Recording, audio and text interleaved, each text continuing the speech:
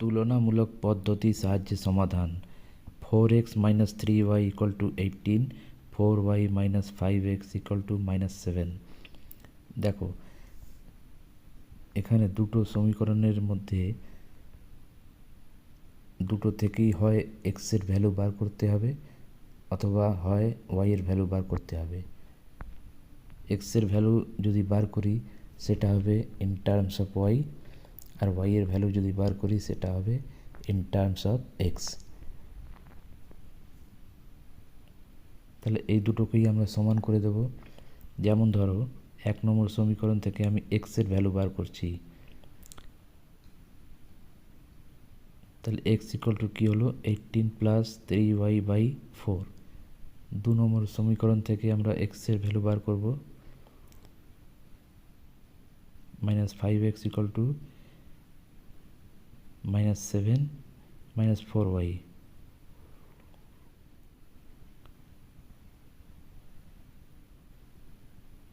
x equal to -7 - 4y/-5।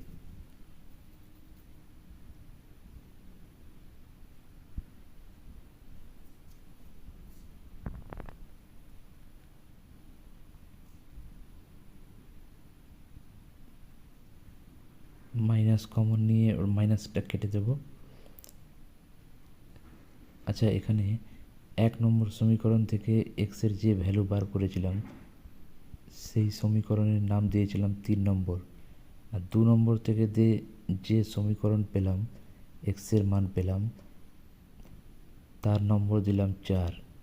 এই 3 এবং 4 এর মান সমান, কেননা দুটোই এক্সের মান।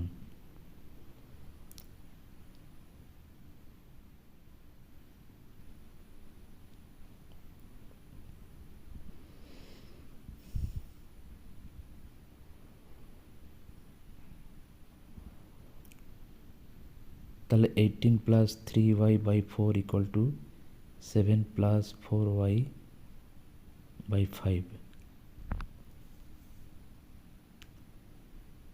এটা সমাধান করলে y এর মান পাবো।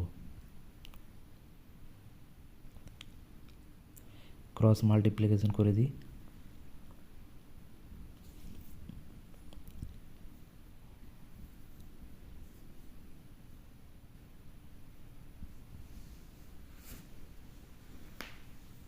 তাহলে এখান থেকে আমরা 16y - 15y = 90 - 28।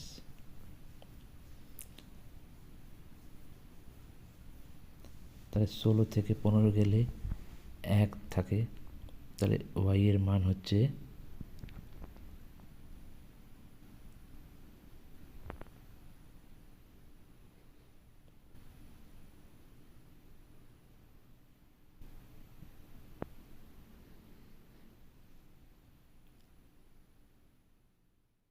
y =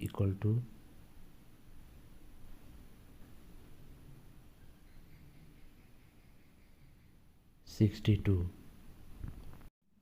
এই y এর মান y = 62 যে কোনো সমীকরণে বসালে আমরা x এর মান পেয়ে যাব।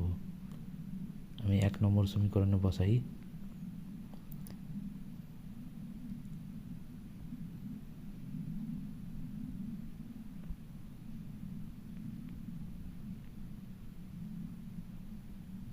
(4x - 3 × 62) = 18। 4x = -186 = 18। তাহলে 4x = 186 মাইনাস ছিল ওটা প্লাস হয়ে যাবে +18। তাহলে x এর মানটা পেয়ে গেলাম আমরা।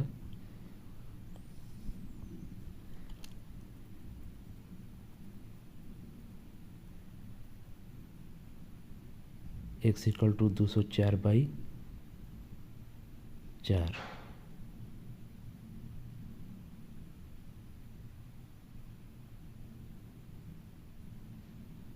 x = 51। তাহলে নির্ণেয় সমাধান